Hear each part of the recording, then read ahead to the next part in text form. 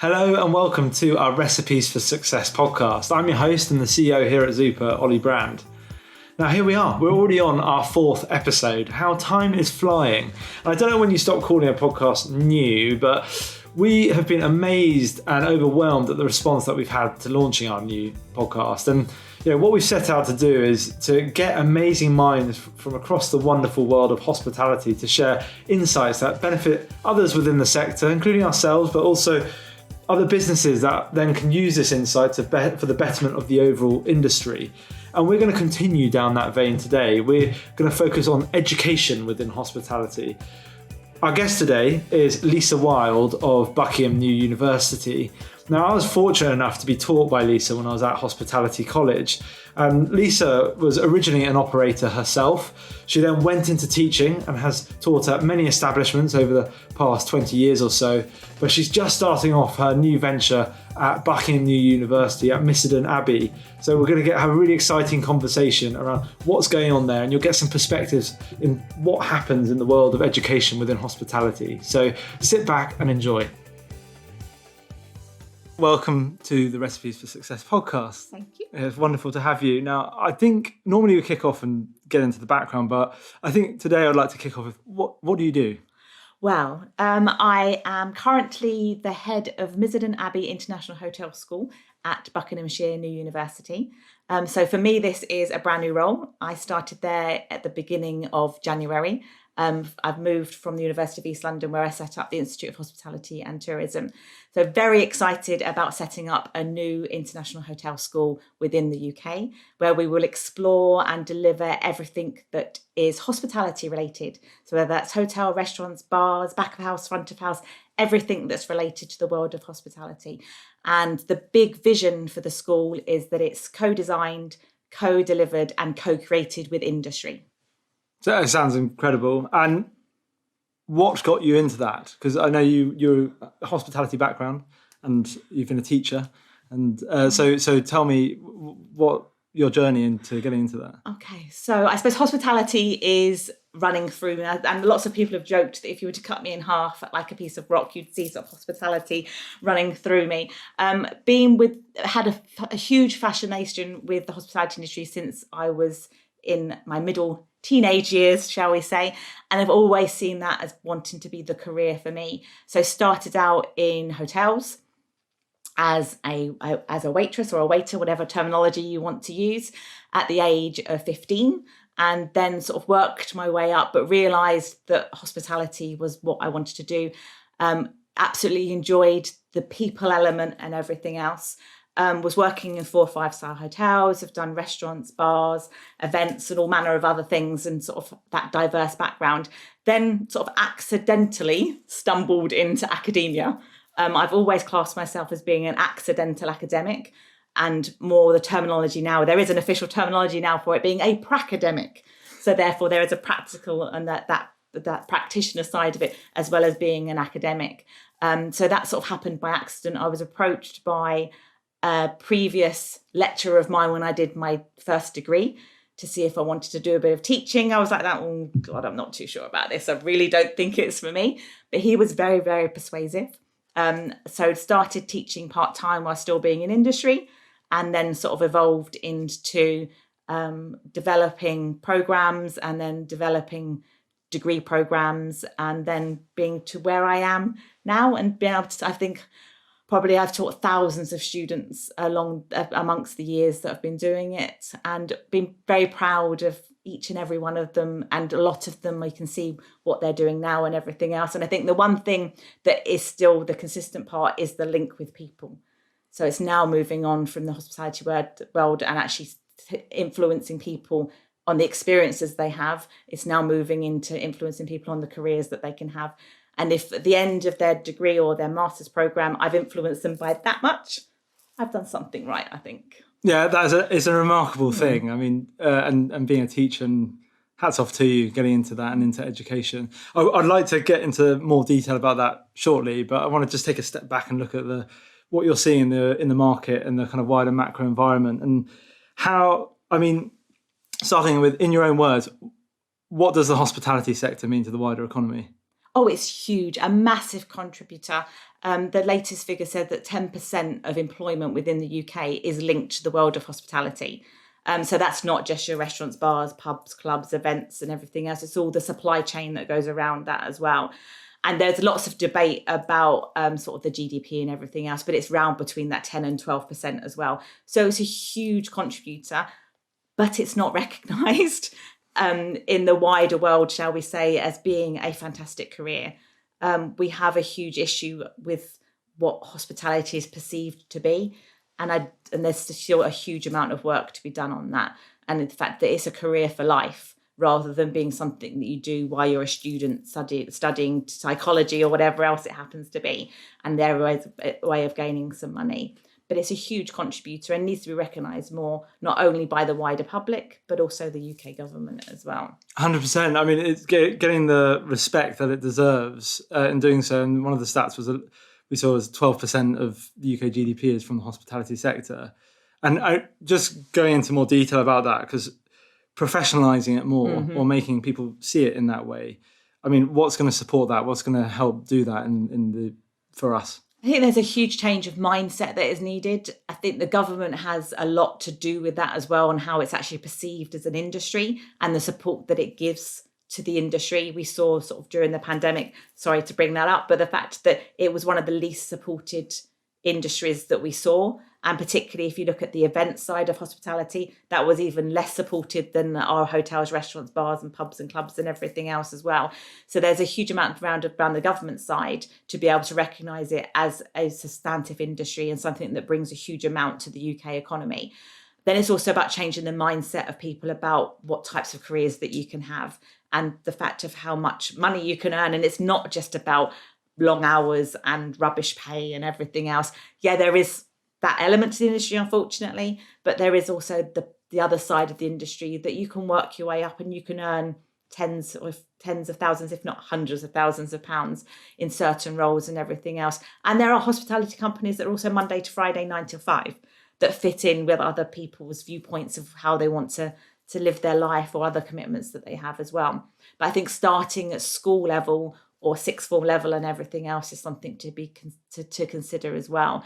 So that when they get to being a bit older and start to consider what they want to do for a career or what they want to do for their degrees, hospitality is something that's within that framework rather than it just being, okay, you can go a job down the local restaurant to earn a few pounds while you consider what else you want to do. Yeah, if you could get in the ear of the Minister of Education, what would you be saying? I'm not sure they'd like to hear what I had to say, really. Yeah. I think it's the fact that there's no value seen in hospitality-based education, even at a younger level. There were, a number of years ago, a GCSE in hospitality, but it didn't go anywhere.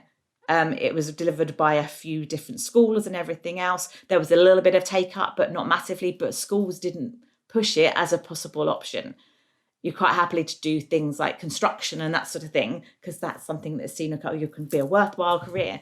So there's lots of things to be able to look at that grassroots level, shall we say, where education is, to then how that then builds up into the further and higher education sector.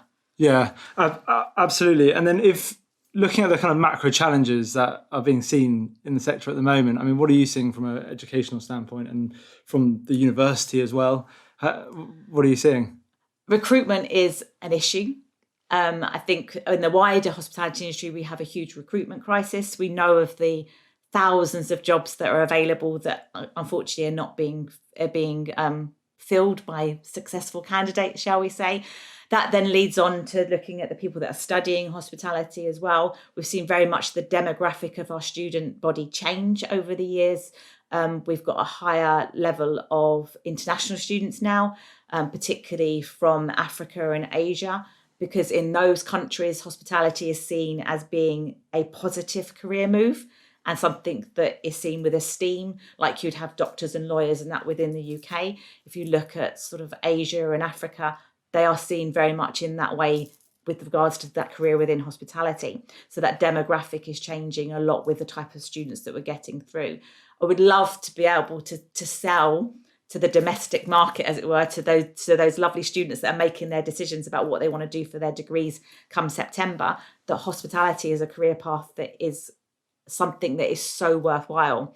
And particularly now, I think there is so much innovation going on within the industry. If you're studying a degree now for the next 3 years, you're going to be entering an industry that is full of innovative ideas, full of entrepreneurial ideas, but you can lead into those as well and feed into them and have that fantastic career. And that diversity is a fantastic thing, having people coming in, and if we could retain them. And that's the thing, the difference, where you go to a foreign country and you see servers there, and they're, it's as a professional career, and they're doing a fabulous job. And it's a real shame that that's not. So there's a core attitude as well as making sure that we get that diversity and get as many people in. People shortage is definitely the fundamental issue we're seeing. So in terms of the volume of students that you've got coming through in the curriculum, how are you finding that now? And also considering things like Brexit. Yeah, that's had an impact again. But we used to have students that were from Europe, and particularly Eastern Europe as well, because once again, it's deemed as being a positive career, shall we say. So that has changed the dynamic as well. And sort of because things have become more complicated, shall we say, to be able to study within the UK if you're a European citizen than what it was pre-Brexit. So that's made an impact. We're still getting the numbers of students that want to study hospitality, but it's just looking at the diversification of the student body is something that we have seen. But in my eyes, that is a huge positive thing, because they bring so many different experiences to the classroom, so many different things. When we're having discussions, they can go off in all different manners of different ways because of the experience that they've had, whether that be in India, whether that be in Africa or United Arab Emirates or other parts of the world as well, because service levels there are so different to what we have within the UK. And part of me thinks there are certain things that we can learn from those countries and their service levels that they have that we can bring into the UK as well. Yeah, that's incredible. And what would you say is the biggest threat to the sector? The appeal that it has. Yeah. And actually looking at the fact that it's not seen as, parents are not encouraging people to want to go and work in hospitality as a career. And that is the one big thing that we need to get behind, and looking at some of the trade bodies and everything that we have got to be able to start to get that appeal going. Being honest, that hasn't changed though since I was at school, because it wasn't my parents were fully behind me going into the world of hospitality, but the school I went to wasn't. And they tried to discourage me as much as they possibly could to be able to turn around and say, actually, this isn't going to be a career. You're going to ruin your life by deciding to go and have a career in hospitality. I'm hoping that everybody at that school I've managed to prove wrong, but I think there's more people that need to consider it as a career path. But there needs to be the career advisors, those people at school and everything else, actually recognising that it's a career opportunity. And if they don't know what the career opportunities are, get industry involved. Get them inside the schools and everything else. The same as we do on the degree programmes that I've offered in the past and I'm going to be offering now. It's about, as I said previously, it's about the industry being involved in them and co-designing them, co-creating them and co-delivering them. Because there's no point in us delivering and designing something that doesn't meet industry needs. I mean, that inclusion is so fundamental. And talking about the family saying, don't do that, it'll ruin your career. I feel privileged because I've come from a hospitality background and it's a rite of passage. I mean, what in terms of remaining competitive in the labour market, what initiatives do you think we could do to do that, to stay competitive? I think, and if we were talking 18 months ago or so and other things hadn't changed, I would have said money, if I'm honest, and turn around and say that the fact that offering more money or offering sort of those entry-level positions at a slightly higher level of wage would have made a difference. Honestly, now I don't think wages is so much of a carrot, shall we say. I think a lot of hospitality companies have changed wage structures and everything over the last 18 months or so to be able to encourage people in. I think a lot of it is just about perception and getting people to realise that you can have a 9 to 5 if that's what you want with certain hospitality businesses. You can have the flexibility around other commitments and everything else. But that's not what's perceived. What's perceived is what's on the television. And if I'm honest, there are some television programs, even ones from 10, 15 years ago, that have not done the hospitality industry any favours in actually looking, okay, what is this environment actually like? Can you elaborate on that a little bit more in terms of like how that has been accentuated in I think you've got some, haven't you, that are very much they're expressing the stress levels that happen within the industry. And I think you can't get away from the fact there are certain elements of the industry that are highly stressful. Particularly depending on where you work and the type of environment it is, people are paying lots of money in some circumstances to have you serve them and everything else. But I think accentuating that on television hasn't helped, because that then becomes the perception of the fact that it's highly stressed. People are going to be very rude to you. People are going to click their fingers at you and everything else. Don't get me wrong, there are some instances where that happens, and that's more about the people that use those services rather than the actual industry itself. So I think but now there are some programs that are coming out that I think are starting to change that perception of how people are treated and everything else. But I think we've got a long way to go. And the other thing is the stress levels and organisational skills and all those things. And I think with the right level of training, it should be a very easy environment to work in, because everything is in order, would you say? Yeah, I think it is. The training and development of the teams are really important, but you've got to get somebody in that job role to be able to train and develop them. But I think there is the fact of noting that there is such a career progression and career path that you can go through, and people may decide that being front of house and serving people or doing reception, reservations, and that may not be for them in the long run, but it's an entry into the industry. And they may decide, okay, finance, HR, marketing. And I think that's the one thing that is not advertised enough, for want of a better word, about the fact there are so many other roles that are associated with the hospitality industry and all the supply chains that feed in to the industry, that all of this makes up a fantastic career path. And that's where we need to focus on more. Yeah, definitely. And how are you recruiting people into your courses? A lot of it is about looking at and advertising how great the opportunities are, and the opportunities that they've got within 3 years of graduating and everything else, and what they can go on to, and the career progression that they can have. But the issue being that they have to be interested in hospitality to be able to think, okay, let's have a discussion about this. But it is about being able to highlight that it's not just about serving people. There is a key element to that actually makes up the hospitable part of hospitality, but there are so many other elements to it. But it's about also giving the students exposure to different companies, different brands, different ideas of what they can do in. And that's where those industry connections and the programs make such a difference. As the younger generations come into the job market and new recruits come into the courses that you're doing, I mean, how do you think that's going to change the hospitality environment? If I'm honest, if we think about the younger generations, they want things far quicker. There are lots of discussions with students about, okay, how long is it going to take for me to be a general manager? Can I do that within 3 or 4 years? The answer is always going to be no, unless there is something that is very exceptional that happens. So I think there is that mindset that from an industry point of view, but also from a generational point of view, of actually looking at, okay, there's certain tasks and roles that we need to be able to ensure are embedded in what we're doing, people have exposure to, because they want things quicker and faster and far more immediate than perhaps my generation did. And the fact that you would see the working up the ladder, as it were, gaining those skills as you go along, to be able to think, okay, when I get to GM level or when I get to an ops manager level, I've got that broad spectrum of skills that if I need to step in, I can. I think that viewpoint is changing with the younger generation. They just want to step up that ladder a lot quicker. So I think from an industry point of view, and also then from a studying point of view, we need to make that realisation not necessarily possible, but look at the ways to be able to encourage people to be able to be, okay, yeah, you're not going to be a GM in 3-4 years because you're not going to have the skills and the knowledge that's needed.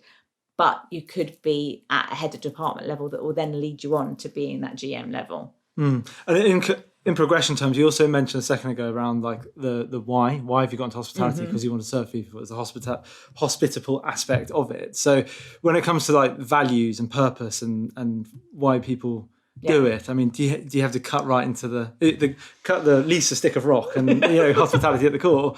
But do you find that that's a big thing that's coming through in the younger generations? Yeah, I think there's a lot of purpose around what they want to achieve and why they want to achieve it, and it's getting to the bottom of that to be able to explore. Okay, what's brought you to here, and where do you want to then be in the future, and the purpose and the drive behind that. There's a huge amount of the younger generation that they've got huge innovative thoughts, they've got a huge entrepreneurial mindset, but it's then honing that into the purpose of where they want to go to, and that vision and that value of where they see themselves in the future.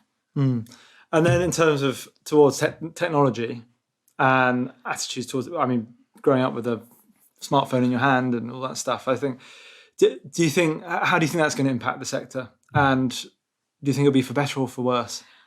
I think we can never move away from the fact that hospitality is a people-driven industry. We've seen the robot-run hotels and everything else that were okay for a period of time, but even they've now employed people to work alongside the robots and everything else. But technology is not going to go anywhere. Technology is only going to improve and be able to be a driver of change, hopefully change for the positive.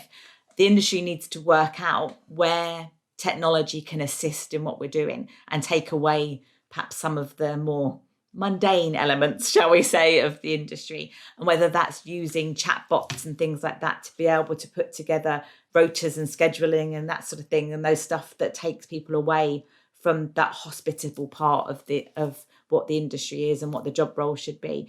Technology is there. Technology is needed. We need that technology to be able to do our property management systems and everything else.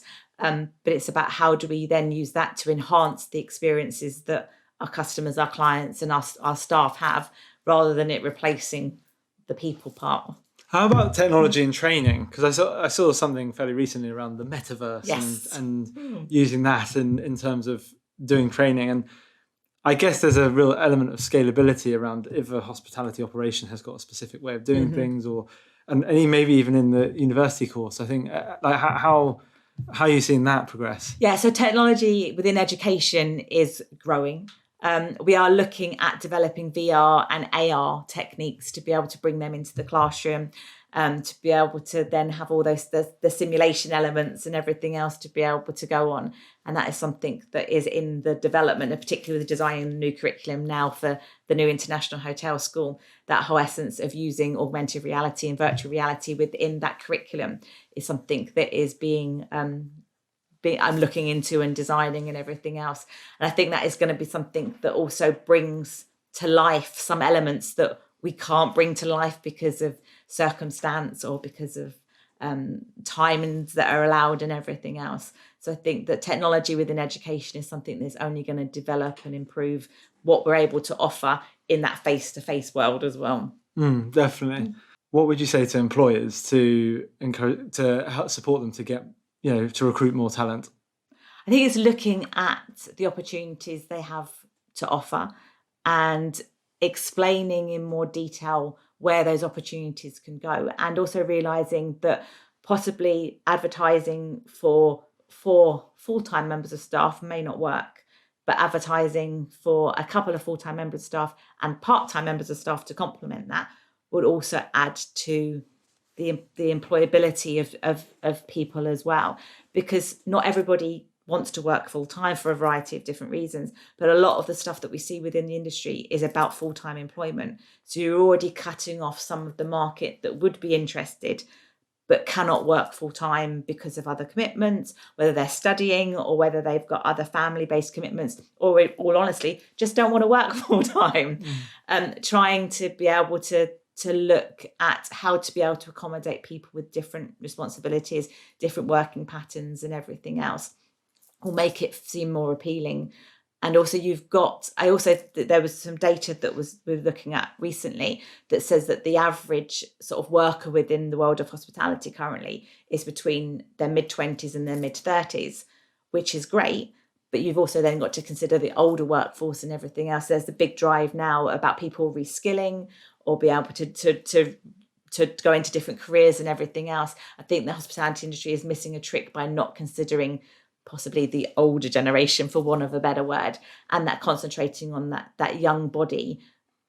Because depending, of course, on what vibe and what your brand is about, it doesn't necessarily have to be that younger generation that is part of your working group, shall we say. It could be that considering of that older generation that may bring something completely different to the mix. It's an interesting one with the older generation, because why do you think they're coming back into the hospitality sector? Or why do you think are they on a specific career path and then they decide actually they want to finish their career in the hospitality sector? Yeah, for a lot of them, they've had a career elsewhere. They've done that to gain money, shall we say. It has not necessarily been the most fulfilling career. It's been a bit dull and a bit sort of, they've earned the money and everything else. They're now following their passion of what they wanted to do in the first place. And we find that a lot with our students. Our demographic of our student, when we think about age, is not your typical 18, 19, 20-year-old. We have those, of course, but we also have some that are in their 50s and 60s, that they've come to the world of hospitality later in their career, but have really fallen in love with it. And now they want to study it, and now they want to be able to get that career going within it. And I think that is the one thing, that they've experienced something else. They've got those transferable skills to then bring to the world of hospitality, whether that's the customer service elements, whether that's team working, whether that's even leadership, because they've been leaders in other industries. They've got a huge amount to be able to give back to the industry with another career path that, honestly, they could be another 20, 25 years, depending on when you look at retirement age and that sort of thing. Yeah, it feels like a tragedy though, where it's sort of the passion is here, but they've gone this other way, and then they come back, and it just shows there's really a fundamental shift we've got to do in terms of the attitude and encouraging the sector. Yeah. I mean, it's massive. And in terms of the progression path, because that's a big thing, and people saying, oh, well, I become a server, and then to get to a GM role, and you mentioned with the younger generations wanting it now. So, how can employers build up that progression plan to make sure they can keep, encourage the people they've got? I think it depends on whether you're looking at small businesses or whether you're looking at those multinational corporations, because they're both of them are going to be slightly different. If you're looking at those multinational corporations, you can see that career progression plan, as it were, if that's what people want to do, and how they can move from department to department, or how they can move up the ladder, how they can move from being in London in one particular job and then move to Boston in America for another particular job and everything else. But it's about being able to outline to people when they join, yes, you may be joining as a housekeeper, as an example, but here is the progression that you could go on, and here is the development you could go on. Here are the various different training courses we have internally, particularly on the larger companies, to be able to do that. If you're looking at it from a smaller business point of view, it's about being able to multi-skill those people to be able to give an idea of, okay, yep, you may be a barista, but within the business, you might be able to consider, okay, here is what we do for marketing. Would you like to run our social media for a couple of days or a week or so, to be able to dip your toe in the water for that, to realize what that's about? So I think it's about having those conversations, but also thinking outside of the box, because you may not be a company that has lots and lots of different career paths and plans and everything else, because you've got a smaller workforce. But it doesn't mean that opportunities won't arise by looking at being involved in certain projects and everything else along the way. And I also think the one big thing the industry needs to get over is actually not everybody is a competitor.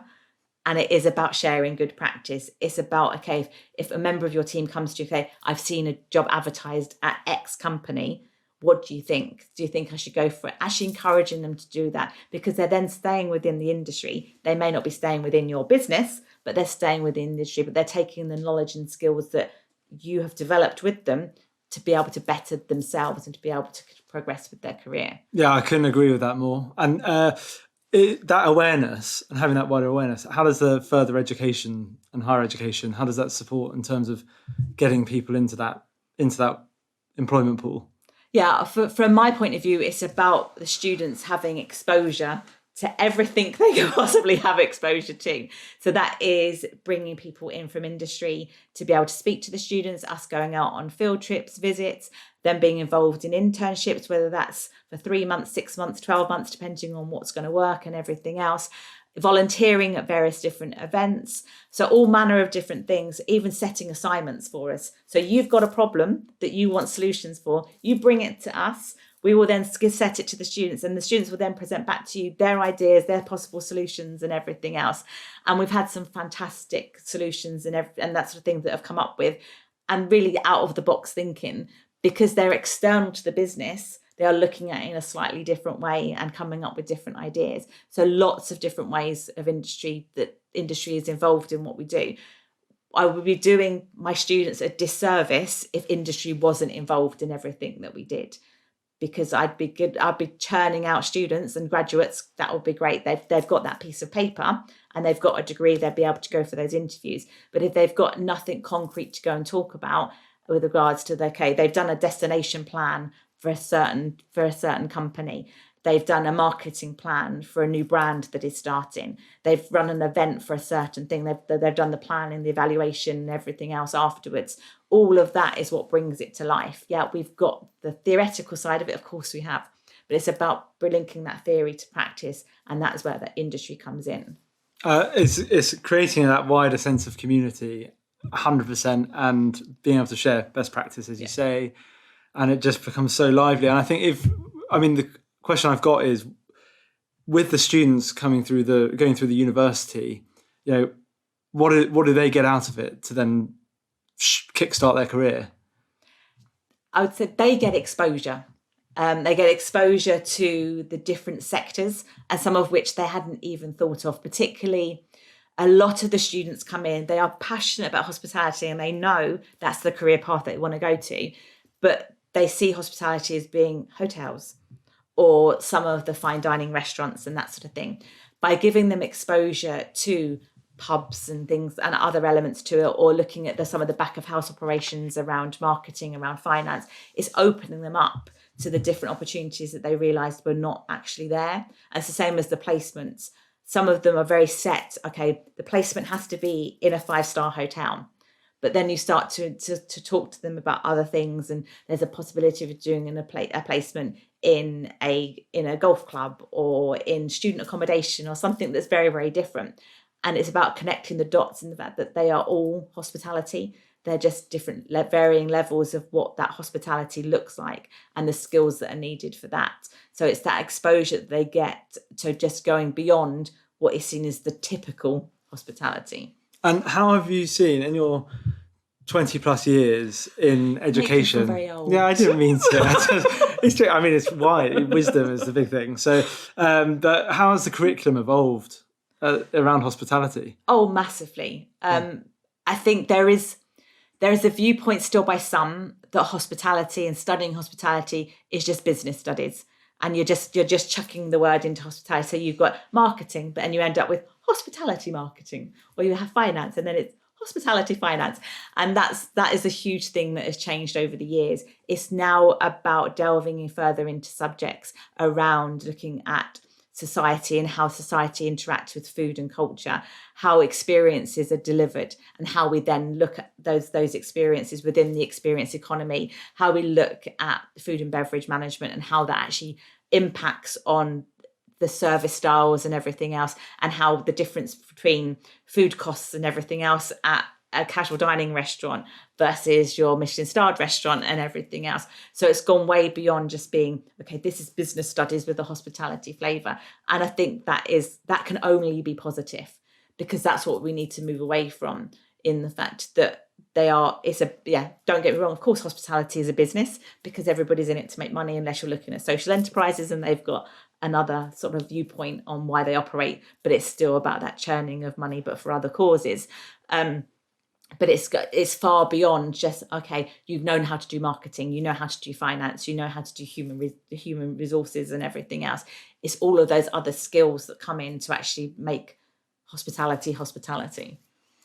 The practical skills, it really should be a core subject at school. It's just flat out. It's crazy that it isn't. What predictions do you have for future innovations in the sector? Oh, I think the industry is going to change hugely over the next 3 to 5 years with regards to looking at how brands come together, how brands are seen, what type of food is delivered, how that is actually served and cooked and everything else. Also how hotels operate with regards to looking at their back of house operations and their property management systems and all of those sort of things. And I think that is where everybody that is studying hospitality now or planning on studying in the next couple of years will have huge opportunities to be able to be the innovators of the future and to be able to think about, they are going to be the game changers, shall we say, of how we see hospitality develop and how hospitality is seen within the next 3 to 5 years with the different innovations that are going on. I think you're still going to have the traditionality of what hospitality is, because that's never going to change. You go back hundreds of years and you look at what hospitality was then compared to what hospitality is now. There are still those nuances that are exactly the same, apart from the fact that times have moved on and technology has developed and enhanced that. So I think you're going to have those huge innovations that are going to come in. You're going to have companies that haven't even been thought of yet that are going to be those market leaders. You've kind of answered the next question in a weird way, but I was going to say, what would you say to Joe or Jane Public to drive recruitment and encourage them into the sector and the opportunity that's there? I'm very passionate about hospitality, so therefore I suppose it's one of those things that sort of, I would say there are so many opportunities. The world, and it's a bit of that cliched, isn't it? The world is your oyster. But I do believe within hospitality it is. And yes, if you want to stay within a particular country, then great. If you want to go and travel the world, then even better. I was talking to somebody yesterday who's just secured a job working on a luxury yacht, and they're flying out to the Bahamas tomorrow. And you just, I think there's where else could you have that conversation apart from people that are hospitality related, in the fact that, so they're now being paid to go and spend a couple of months out in the Bahamas on a yacht. Glorious. And you just, if you're working in banking or accounting or retail or anything like that, that's never going to happen. You're never going to have those opportunities. So I think, and the fact that there is such a dynamic career that you could decide right now, okay, you want to be front of house, you want to be in food and beverage management, but you may decide after a couple of years or so, actually, that's not me. I want to go now into reservations or into events or more into human resource management within a particular sort of chain or something like that. And I think that is the dynamism, as it were, and that dynamicness of the industry is something that needs to be shouted about and just isn't. 100%. And that is onto us to make sure we keep shouting about it, definitely. Now, just stepping onto the other side of the bar, this is a question that we ask all our guests, but is, as a customer, what do you think the industry doesn't always get right? It's the basics. I know that sounds like a really bizarre thing to say, but it's the basics. It's the welcome when you first go into somebody. It's somebody smiling at you or somebody sort of welcome you in that positive way. It's the pleases and the thank yous and everything else that I think people are very good at making sure, okay, food looks great on a plate, I'm getting the right drink and everything else, but it's the personal bits behind it. And this, once again, is going to make me feel very old. So I feel very old again. But I'm not sure whether it's a generational thing either, in the fact that people have spent so much time like this on their phone without any of that interaction, that when they then have to do it, they're not too sure. And you sort of, so I think it's that, but going back to that real basics of what a service encounter is, with the pleases, the thank yous, the greetings, and the saying goodbyes and everything else. So I think it really is back to those basics. Definitely a core subject. Definitely a core subject. And what would be a key learning that you pass on to your younger self starting out when you first started at the hotel? I would say make the best of everything and take on every opportunity that is made available to you. And if things go wrong, then they're going to go wrong, but learn from those opportunities. We've all had things that you reflect back on thinking, oh God, if I did that again, I would do it differently. But I think though nobody's got that time machine can go back and do things differently. But I would say the fact that take on board every opportunity that's available to you. And I reflect back, if I didn't say yes to this particular person a number of years ago, I wouldn't be sat here with the position that I have now, because things would have been different. I would have had a different career path, still within hospitality, but it wouldn't have been on the education side of things. So it's about saying yes to everything, because you never know where it's going to lead to, and just learn from every exposure that you have. That's great advice. And what's next for you?